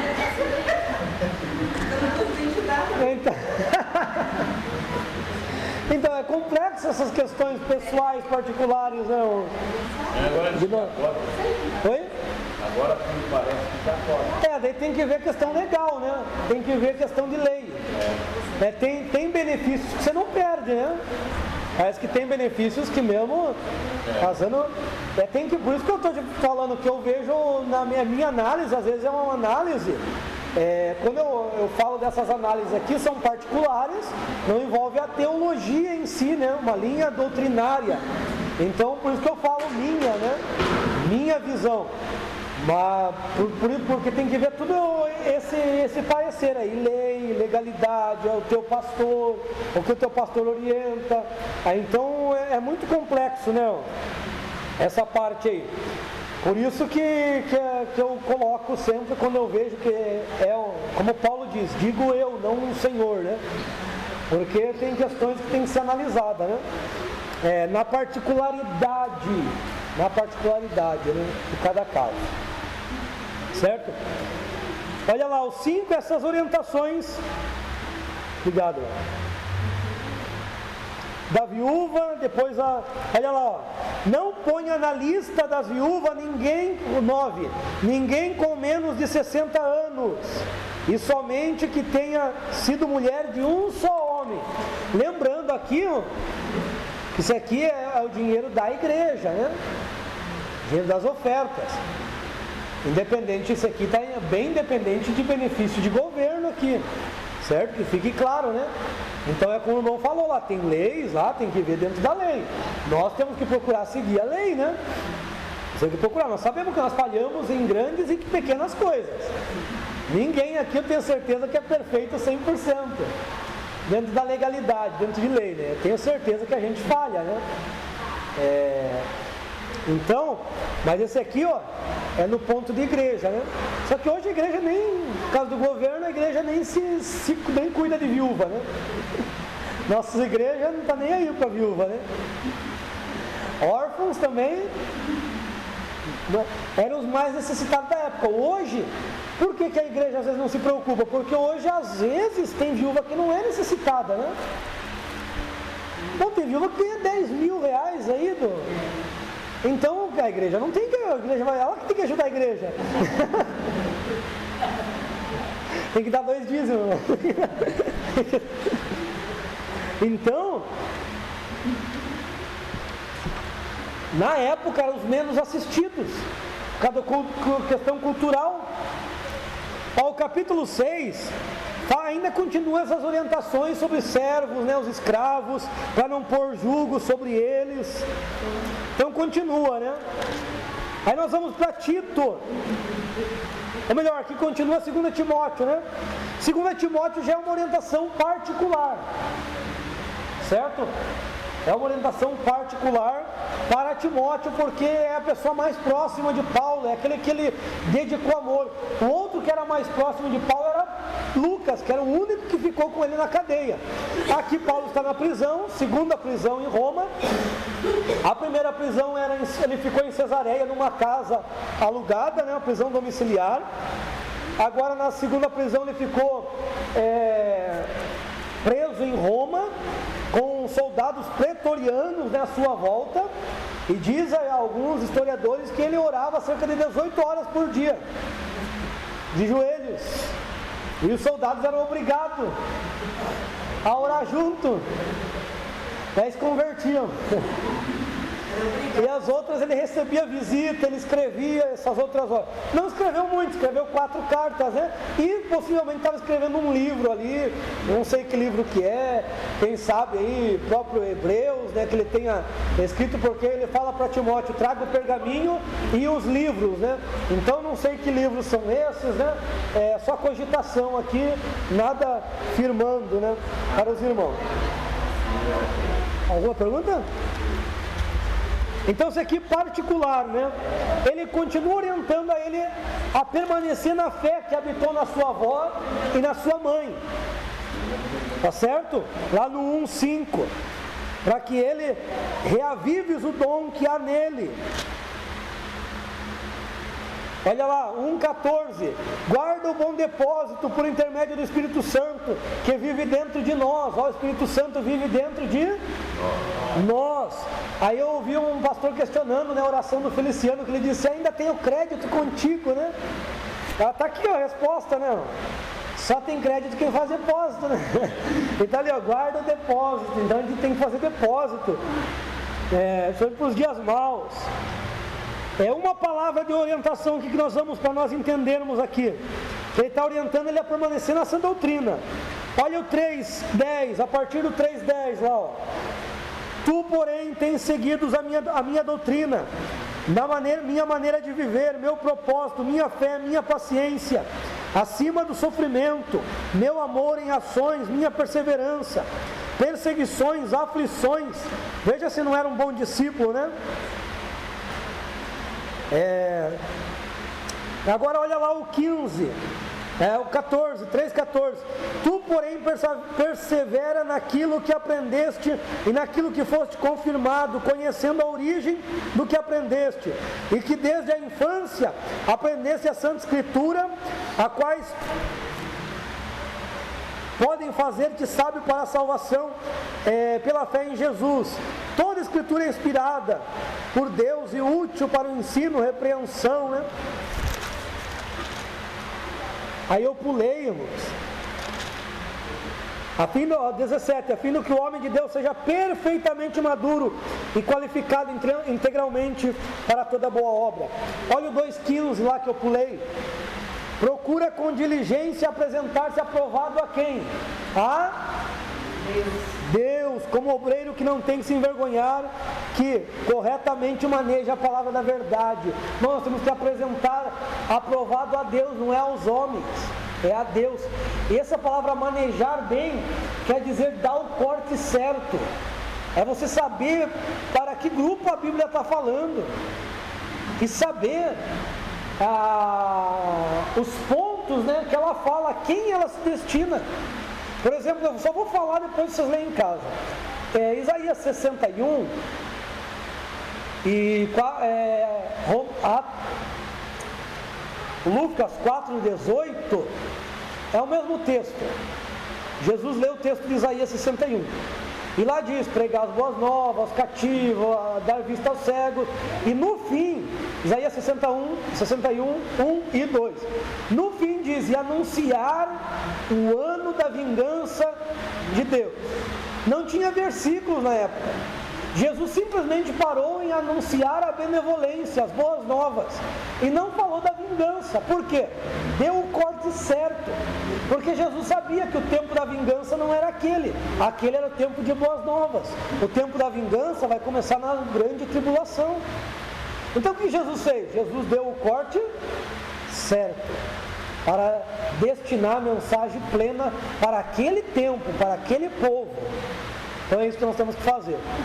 Não usar a palavra de forma errada. Ser bom obreiro é saber para que a palavra fala, o que a palavra está falando, para quem, a quem destina, e o que eu posso extrair dela ali, né?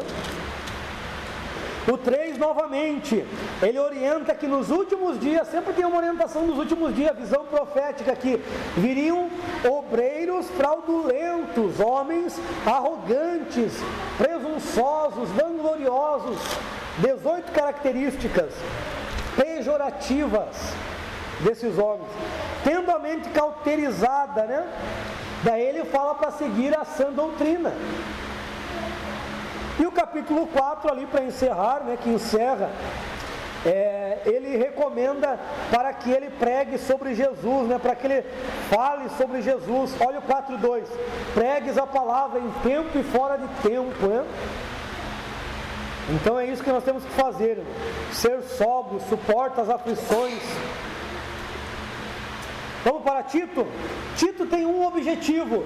Tito, Paulo envia a Creta para alguns propósitos. Olha lá no 1:5, quais os propósitos?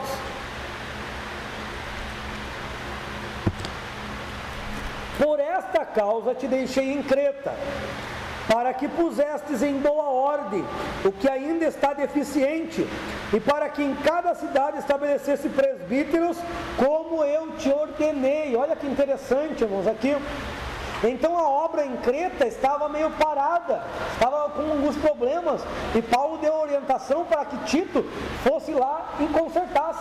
Por que enviou Tito? Porque Tito já tinha mais maturidade, mais autoridade. Creta, inclusive tem um texto que acho que nós não vamos analisar hoje aqui, não tem como, que um poeta disse acerca dos cretenses: eles são ventre preguiçosos. Os cretenses, eles eram terríveis, vindo da cultura helênica. Eles não aceitavam a autoridade de homens, não aceitavam homens autoritários, eles peitavam, né, como a gente diz. Então, eles eram taxados de um povo duro, né, um povo difícil. Precisava alguém não tímido como Timóteo, né, alguém com mais fibra, né, alguém com mais autoridade para orientar a eles. Então ele vai arrumar aquilo que está pendente, e isso prova o que, irmãos? Que por mais que a gente faça uma boa obra, a gente sempre tem que ver se tem algo deficiente ou não. Sempre. Como eu falei aqui, irmãos, é complicado nós termos 100% de acertos, né? Então sempre temos que fazer esse exame. Aí eu estou ensinando direito, eu que estou trabalhando com ensino, será que eu posso melhorar mais? Ou está bom dessa forma? Eu tenho que saber. Aqui tem os irmãos que trabalham com criança, que nós já conversamos. Como que está sendo o meu ensino? Eu tenho que sempre fazer esse autoexame. Com as irmãs, com o núcleo lá, né? Com os núcleos. Como que está sendo? Então, nós temos que ver para procurar achar as deficiências e procurar melhorar a obra do Senhor. Porque é para o Senhor, não é para o homem que a gente faz aqui. É para Deus. E outro ponto interessante, que você estabeleça presbítero, só que tem um detalhe, eu vou dar as características. Olha que Paulo não queria o monopólio da liderança, e hoje o problema desses sistemas aí, que houve o cisma ali na igreja de você, por causa do quê? Desse sistema. Porque esse sistema religioso hoje, ele quer aprisionar os homens. Ele quer aprisionar as almas. A igreja de Pérgamo tinha essa doutrina de Nicolau, Nicolaitas, quer conquistar as almas para si, e se não tiver debaixo da minha autoridade, não é bênção. Só é bênção se tiver aqui, se não tiver, não é bênção. Ora, isso é uma falácia, né? Se Deus não tem um chamado para mim, mas eu cumpri o meu chamado na igreja que eu estou, e Deus me orientar a ir para uma outra, com Deus, quer dizer que eu perdi a unção porque eu saí daquele ministério? Eu perdi a graça? Quer dizer que tudo que a gente investiu, tudo que Deus nos usou, não valeu de nada? Então é falacioso esse discurso quando usam. Eu vejo muitos líderes, não é só na igreja de vocês, né? Várias igrejas. O líder, ele acha que tem um poder. Então isso é um grande problema, porque Jesus, ao se revelar a João, lá ele disse: ó, eu tenho as estrelas, eu tenho autoridade, eu caminho no meio da igreja. Ele é o dono, não é o homem. Nós somos amigos do esposo, irmão. Nós temos que entender isso, que nós somos amigos. Nós estamos trabalhando para o esposo, e nós não podemos flertar com a esposa. Nós temos que entregar a esposa pura, limpa, lavada no sangue de Jesus, e não flertar, não querer abusar da esposa. Então tem pessoas aí querendo, desculpa a palavra forte, querendo estuprar a esposa. Parece brincadeira, mas é sério, porque eles tiram a vida, eles tiram a pureza, corrompem. Isso no sentido espiritual, né? Corrompem. Líderes corrompendo o povo. Vão dar conta, né? Eliezer, quando levou Rebeca, né, para Isaac, levou ela pura, né? Essa é a esposa do meu Senhor. E nós estamos na condição de Eliezer aqui, amigos do esposo, e temos que apresentar, os obreiros, né, apresentar a esposa pura, sem mancha, sem ruga, perfeita diante do esposo. Então observa aqui que ele dá toda a diretriz, porque Paulo não quer o monopólio, Paulo não quer ter autoridade, assim como Pedro lá disse: ó, não quero nem saber de escolher os diáconos, eu não quero escolher nada, escolho entre vocês, só que tem que ter essas características. É isso que a liderança tem que fazer. Aí às vezes precisa fazer uma festa, precisa que esteja fulano, se não tiver fulano não pode consagrar. Peraí, é fulano que consagra e dá autoridade ou é Jesus? A gente não diz que é só um reconhecimento, se é só um reconhecimento, é só uma oração ali. Quem já deu autoridade para a pessoa foi Jesus. Mas os homens insistem em querer ter o poder nas mãos para dizer, ó, eu levei, eu fiz. Ó, tá vendo? É bom obreiro porque foi na minha gestão que ele foi. Pobres miseráveis, né? Os que pensam assim, ó. Porque excluem que é Jesus quem chama, quem vocaciona, quem...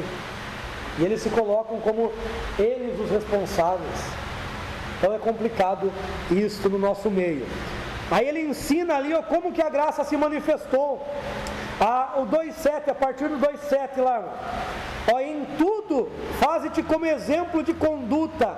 Na doutrina, mostra incorrupção, seriedade e sobriedade, linguagem sã, irrepreensível, para que o adversário se confunda envergonhado, não tendo nenhum mal que dizer de nós. Olha que interessante, ó. Você observa que conduta vem antes de doutrina? Conduta vem antes de doutrina, então não tenho que ter uma boa conduta por causa da doutrina. Eu tenho que cumprir a doutrina bíblica porque eu já tenho uma boa conduta. Vem antes. Para a separação do ministério dos diáconos, boa reputação, cheio do Espírito Santo. Observou que boa reputação veio antes da parte espiritual? Cheio do Espírito depende do Espírito Santo nos encher, Jesus nos encher. Agora boa reputação depende de mim. Então boa conduta, boa reputação vem antes da doutrina, vem antes das coisas espirituais. Então nós temos que ter este caráter, né? Boa conduta. Na doutrina, incorrupção, seriedade. E olha que interessante Paulo diz, ó, faça assim, para que eles não tenham que falar de ti, para que o inimigo não fale de ti. Ele não fala assim, não joga a responsabilidade. Ele fala, para que não tenham que falar de nós. Porque, irmão, falou de um evangélico, fala de todos nós. Falou de um pastor, fala de todos os pastores. Ninguém vai procurar o pastor honesto e o pastor desonesto. Não, falou de um pastor, já taxa, a mídia, por exemplo, taxa todos os pastores de ladrões. Todos os padres de pedófilos. Então a mídia vai fazer isso. Por isso que nós temos que mostrar boa conduta, linguagem sã, irrepreensível, né? Ele orienta sobre os servos. Depois o 11 lá, que interessante, porque a graça de Deus se manifestou trazendo oportuna salvação a todos os homens, ensinando-nos que renunciando à impiedade e às paixões deste mundo e as paixões dos desejos mundanos, vivamos no presente século sóbria, justa e piamente, aguardando aqui, ó, bem-aventurada esperança. Onde que é a bem-aventurada esperança?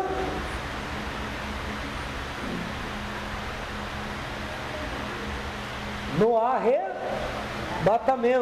E ali, ó, a bem-aventurada esperança e, já é outra coisa, e o aparecimento da glória do nosso Senhor Deus e Salvador. Aqui, ó, aparecimento.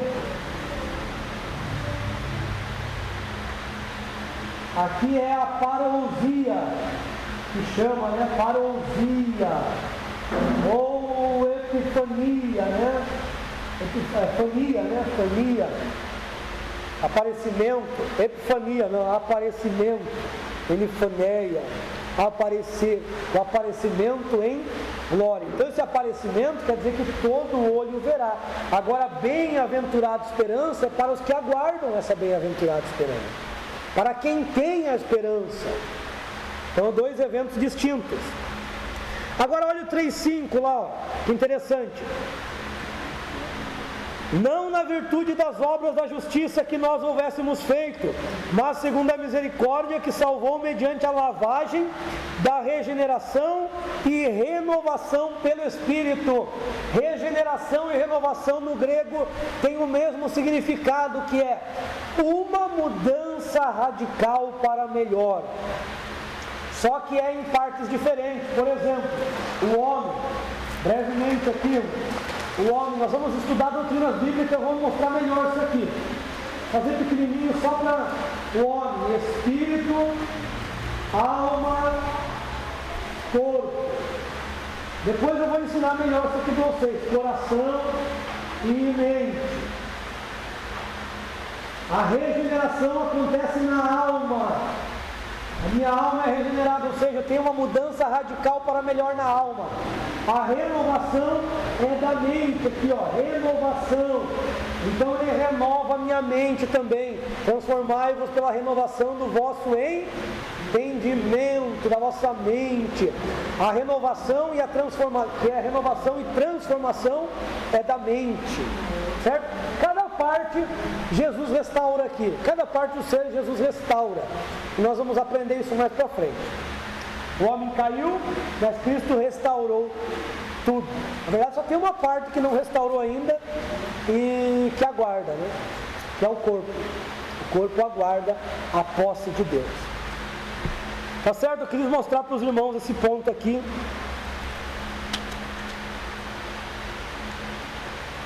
Paulo não é contrário às boas obras, ele fala no 8 lá, aplicar-se às boas obras.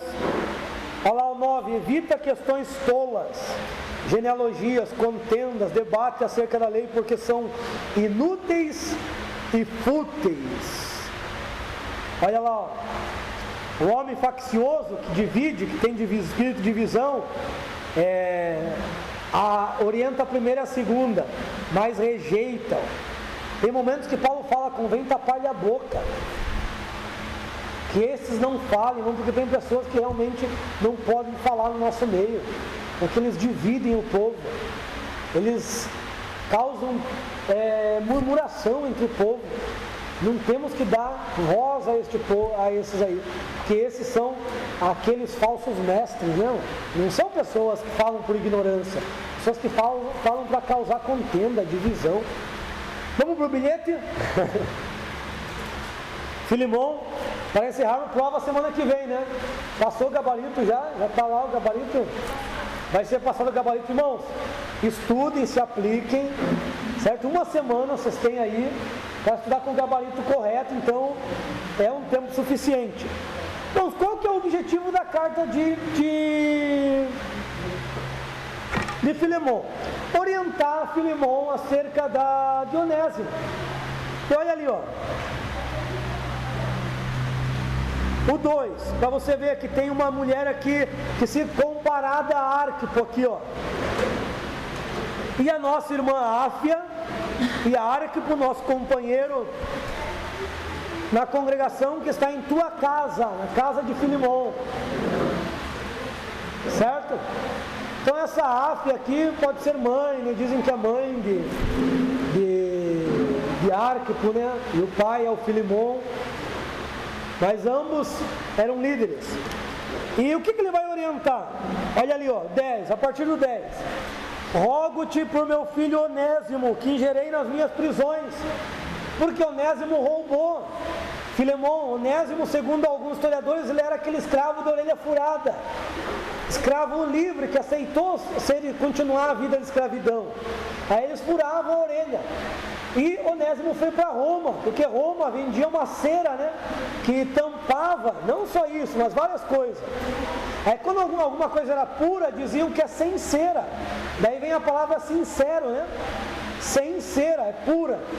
Agora com cera é porque era já remendado, né? Então vendia uma cera. E certamente, de duas uma, né?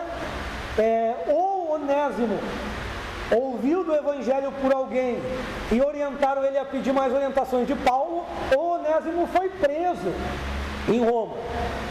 E ele orienta a Filemão a receber novamente, mas a receber e não usar as leis duras de Roma, que mandava matar o rebelde, e sim receber como irmão. Olha lá, ele em outro tempo não te foi útil, 11, mas agora é muito útil, tanto para mim como para ti, o qual torna a enviar-te, tu pois recebe como entranhas do meu coração, pois queria ter retido comigo, para que em teu lugar me servisse nas prisões do Evangelho. Ou seja, ele queria certamente se converteu fora da prisão, né, por ter essa liberdade, né? A primeira opção é a mais viável. Ele queria ensinar, assim como ensinou Timóteo, Onésimo, mas ele não quis fazer nada sem consentimento. Olha o 14: mas nada quis fazer sem teu conselho, para que a tua benevolência não fosse como por obrigação. Já que Paulo segurou ele lá mesmo, né? Então que fique, senão por vontade própria. Pois quem sabe se também isso se apartou de ti, né? Por algum tempo, para que eu recebesse para sempre. E de hoje em diante, já não como escravo, mas como irmão amado, particularmente de mim, quanto mais de ti, tanto na carne como no Senhor. E por que essa carta? Essa carta demorou para ser reconhecida, porque ela é pequena, não tinha muita visibilidade nas igrejas. Por que eu acho que essa carta entrou na igreja, no cânon, né? Porque, na minha opinião, alguns versículos que eu vou ler aqui, eles refletem praticamente uma conversa no céu. Paulo foi inspirado aqui, e isso aqui não me tira do meu coração, que teve essa conversa na eternidade, desses versículos que eu vou ler. Assim que se me tem por companheiro, recebe-o como a mim mesmo. E se em algo te causou dano ou te deve, põe na minha conta. Eu vejo Jesus aqui, dizendo para o pai, né?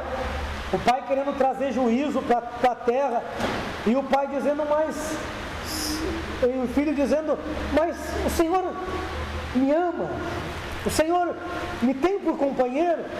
É claro, meu filho, então recebe eles como a mim mesmo. Mas eles transgrediram, eles pecaram, eles se afastaram, mas recebe como a mim, recebe como tu me amas. Mas eles devem e precisam pagar. Então vamos fazer uma coisa, eu assumo essa dívida, coloca na minha conta, tudo que eles pecaram, tudo que eles erraram, tudo que eles transgrediram, coloca na minha conta, eu vou lá e eu pago por eles. E tem um detalhe, né? Eles estão devendo? Estão. Vamos colocar um exemplo, que estão devendo 50 mil. Estão devendo 50 mil, impossível de pagar? Impossível. Vamos fazer uma coisa, eu vou quitar essa dívida. Eu vou pagar. E tem mais um porém, eu vou acreditar um pouquinho mais na conta deles. Eu vou acreditar um pouquinho mais. Por quê? Porque diz assim a palavra: filhinhos, não pequeis, mas se pecar, tem um advogado no céu, Jesus Cristo, o justo. Ou seja, se nós pecarmos, ainda tem um crédito, né? Ainda tem um crédito aí que dá para nós nos arrependermos enquanto há vida. Amém, meus irmãos? Então tenho por mim que isso aqui reflete a eternidade, né? Era difícil o Pai nos aceitar, mas em Cristo Ele nos aceitou. Em Cristo foi pago todo o preço. E o 19 ali, eu, Paulo, tenho escrito com as minhas próprias mãos, eu o pagarei, para não dizer que ainda tu mesmo te deves a mim em demasia. Olha lá a saudação, 23, saúda-te Epáfras, companheiro da prisão por causa do Evangelho, né? Então Epáfras aqui, era aquele que foi o apóstolo em Colosso. Então era um nome muito conhecido em Colosso, né? Amém, meus queridos? Então encerramos por aqui.